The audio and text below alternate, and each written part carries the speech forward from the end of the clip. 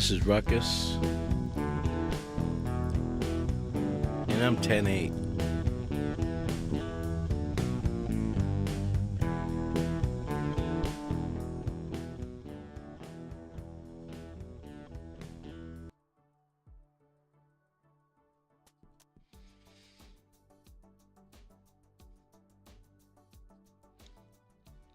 All right. I have some questions. Let's play detective here. Before the 22nd, okay? I don't want to wait, and I don't want to hear things after the 22nd. I want to hear it before the 22nd. I already know what my thoughts are, but I've heard so many other theories, and from the few short videos that I've done, I've caught a little bit of flack. Just a little bit, but I've caught some flack. So let's go over some things, and I have some questions, and I want some answers. Okay. I'm not demanding anything. Who the hell am I? I can't demand them. But I'm here to tell you right now that reliable sources don't count. Okay? If you tell me, oh, well, I know somebody who's close to the family, I don't give a shit. I don't give a shit. I mean, think about your own family. Do they all tell the truth about each other? But one of the first things I want to know is the timeline from February 13th.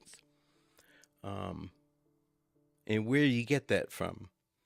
As far as I know, the girls got dropped off around 1:38 to 1:40. And they verified a little bit of that with phone records from her sister, Kelsey. So they have that already. So that's the only thing that I know. We have the Snapchat photos from 207 and 213. I believe those are valid, and I believe that that's when those happened. Now, the video that Libby took, we know that happened because law enforcement said it happened, and they released it. So we know that's legit. So I'm okay with that. But who are the actual witnesses that day? Now, don't think about after the bodies were found. You know, that day, who are the actual witnesses that law enforcement was interested in talking to, and that law enforcement did talk to? Who were these actual witnesses, and how were they cleared, and what did they say? Okay, what was their involvement in this whole process? I know the names of a few of them, but I want to get it from you people. I want to hear it from the true crime community. And on all of these questions, I mean, you guys can tell me to go outside and play high and go fuck myself, but I really want to know. I want to know. I want to know how all of this information has been disseminated and what's true and what's not. Okay? I'm not trying to solve the case. I am just trying to find out what's circulating out there. And I can't stress this enough. I want it before the 22nd. Before. So now the search. When they searched for the girls, they were just missing. That's all. They were simply missing at that point. Now, who was the kid that did this drone search? And how did he miss them? Because he had FLIR on his drone, forward-looking infrared.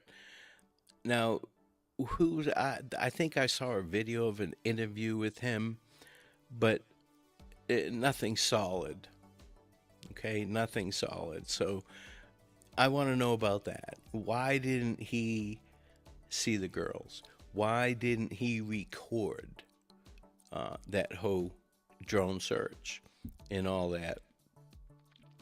And on the 14th, why was there an FBI mobile command center set up on the Mears property that fast?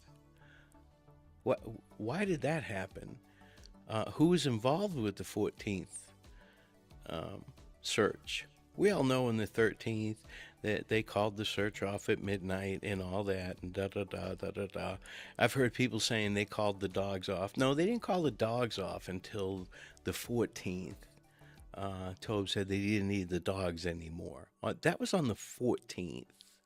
And that was after they found the girls. The dogs were 51 cop talk for on the way. So he told them, don't worry about it. And, I want to know what they found at the crime scene. Okay, I've heard non-secular. The girls were moved, staged, that one of them was stabbed in the chest and the neck, but clothed. One of them was naked, but almost decapitated. And that somebody had seen the coroner's report already that stated things were over by 3:30. And who said all this? Where did all this come from? It's hard for me to construct anything in my mind without knowing where this came from. I cannot research it. I cannot go back and say, okay, tick this box. This person said that, and they're reliable. I can't. I haven't seen any of that. Now, also, what evidence do they have? Do they actually have DNA? I haven't heard any law enforcement official say, yes, we have DNA. Do they have any evidence left by the perpetrator? Do they have footprints? Do they have anything, fingerprints, anything like that left by the perpetrator? What evidence do they have? I haven't seen anything outside of the girls' bodies and Libby's phone. So what did they find on Libby's phone? And how did they find Libby's phone? Now, they pinged her phone, and her grandfather, Mike, said that it was pinging all over town. Well, that's expected. Cell towers act in different ways, depending on which dishes and which courier you're using. That really doesn't mean anything. I've heard stories of Ron Logan. They proved that he made a phone call from the bridge during the time that the girls were there, and that he sent a text from the crime scene at around 8-ish at night. I'm not even sure the time. I don't want anybody nitpicking me about this bullshit. No, it wasn't around 8. I've watched enough podcasts and read enough Reddit posts to where I'm sure that I've heard all of this stuff that I'm talking about. So where did that come from? Because there's no possible way that law enforcement would know that he sent a text from that very spot, or sent a phone call, made a phone call from that very spot on the bridge. That cannot happen, folks. It can't happen. So somebody needs to tell me, somebody that's very sure of all this, where they got that information from, A, and how that person got the information. because without a subpoena, you can't get any of this information. Even if they did a cell phone dump from the whole area, which they cannot, because you're violating the Fourth Amendment of a lot of people by doing that. Okay, they can't do it. They cannot do it. So even if they did do it, okay, say they didn't give a shit about the U.S. Constitution, and they did do it. Who did it? Who did it? And who analyzed this information? I want to know. I want to know. Before the 22nd, I want to know where you're getting this information from. Keegan Klein. Okay, the Anthony Shots account. I want to know why they did a presser on the Anthony Klein account if it had nothing to do with this case. Now, it's a totally different person. It was the public information officer of ISP that put that out. It wasn't Doug Carter or Tobe or anybody like that. So it may be unrelated, but it doesn't seem to me that it is. In Keegan Klein's web searches, when he went to Vegas, who released the information that law enforcement obtained with a subpoena through his cell phone provider in ISP that he searched for how long does the DNA last, and that he searched the Delphi murders? Who released that information to the general public? And if you come back with, oh, well, I have a reliable source, I am sorry, but I'm going to tell you you're full of shit. Okay? So that I want to know who said that he searched for the Marathon gas station. Who put out that the FBI fucked up the hard drive from the Marathon gas station and they couldn't retrieve any information from it? You know, I've seen that and I've heard it on podcasts, but nowhere official. Okay, folks, shit has to be put out officially for it to be verified. Otherwise, it's speculation. And to be quite honest with you, lies. People fabricate things for no apparent reason, and I don't understand it. You know, the vehicle at the CPS building, why was that important? Why was that important? I know that law enforcement asked about it, but where the fuck did this red Jeep come into play? Who said anything about a red Jeep? Who said anything about Keegan Klein and his dad driving and parking at the CPS building? You know, I read the transcript from the Keegan Klein interview, and it's putrid. It's disgusting, is what it is. But at no point did I see him say that, yeah, I waited in the Jeep while somebody committed this murder. Where did that information come from? Because I seen that on more than a few podcasts and more than a few Reddit posts. Where did that come from that Keegan Klein said that he sat in the red Jeep and waited for the murderer to come back? But he didn't commit the murder. He was just there waiting. Now, I'm here to tell you, if he said that, he would be under arrest already. Common sense, folks. Common sense. Use your head. You're getting catfished. You know, it's not just the girls that got catfished. There's a lot of grown-ass people out there that are getting catfished and exploited with bullshit. Absolute bullshit. You know, this whole shit with who is in shape enough to go up and down these hills. You know, could Ron Logan have gone up and down? It was on his property. And he went there with the news people and all that. Well, I saw the news lady. I didn't see the cameraman, but I saw the news lady, and she didn't look like she runs marathons or anything. She looked very dainty. Very nice woman, but she doesn't look like she is an athlete. Okay? Michael Katz went up and down through there. Randy Gavitz, another YouTuber. I'm sorry, Randy, if I mispronounce your name. It's Gravitz or Gavitz. But you will not disagree with me, sir. You are not an athlete.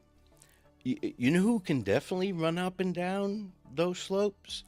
Greeno. Greeno did it like nobody's business. And the people that he brought with him to videotape them going up and down that. So everybody's hell-bent on this. Well, who's in shape enough? Well, Ron Logan's not in shape. Well, yes, he was. He has horses and animals, so he could definitely do it. He could run up and down those hills like nobody's business. And I don't mean to sound like an asshole here, and I don't want to talk bad about anybody, because I am definitely a fat pig. My shadow weighs 6 fucking pounds. I'm not athletic anymore, folks, okay? But I've seen pictures of Richard Allen, and everybody's like, oh, yeah, look at him. He's in shape. He's hiking. Look where he's hiking at. That's crazy. He's in shape. Well, guess what, folks? His wife's in half those pictures. Does his wife look like somebody who's just a couple weeks away from training for the Olympics? No, absolutely not. So let's get off the bullshit about whether or not you can walk across the creek or go up and down those hills. They're not hills. They're fucking slopes. They're slopes. Stephen Hawkins can probably go up and down those slopes. Give me a fucking break. So I want to know why the charges are sealed. Okay, just like everybody else does. I'm here to tell you, the only thing that makes sense is there's CIs involved. And the only CI that makes sense is Keegan Klein. Did he kill the girls? No. Did he facilitate their deaths? No. Otherwise, he would have been fucking arrested. But I have all these questions, and I want to know. The only people who have given me anything worthwhile is Murder Sheets. And they attained the Ron Logan search warrant and put it out for public consumption, and also the Keegan Klein transcripts. That's it. That's it. So you know who I trust up until this point? Law enforcement and Murder Sheets. Because law enforcement did not come out straight away and say that those documents that Murder Sheets obtained and released to the public were bullshit. And they would have, trust me. And Murder Sheets would be in some deep shit right now. So speculate, have your theories, have your POIs, all that. But give me something, folks. Give me something. Make me feel good about leaning towards your direction. Okay? I like to look at things straightforward, no bullshit. Who are you getting your information from? Where did they get the information from if they didn't generate it? Has anybody talked to the fucking coroner? No, not to my knowledge. And if they did, the coroner said, I can't talk about it. Has anybody talked to a low-level detective? And I don't mean low-level as they're a nobody, but maybe a detective in that area that is not working the case. Anything. Give me a name. Give me somebody. And all of this shit, I don't trust any of you people out there that say you have a reliable source. A reliable source that's connected to the family. The only people who have said anything about DNA was Fox 59, and they fabricated that through creative editing Okay, so that never happened. Law enforcement did not tell them that they have DNA and they're expediting it. The only other person that mentioned DNA was Becky Patty. And she said that the law enforcement had mentioned something about DNA. So I'm not saying she's lying and that she's not a credible person. God bless her. I hate what they're going through and I feel their pain. And she seems to be a very nice woman. Both families are. And they're going through a bunch of shit. And the web sleuths and the podcasters and the Reddit people and all that have been doing this shit for almost 6 years, and everybody got it wrong. So I just want to know everybody's take on it before the 22nd, before this shit gets released. Not afterwards. Not afterwards. Before. Help me out, will you? Give me a break. I'm new to all this and I have questions and I want to know what the hell's going on. Okay? I want to know what's going on.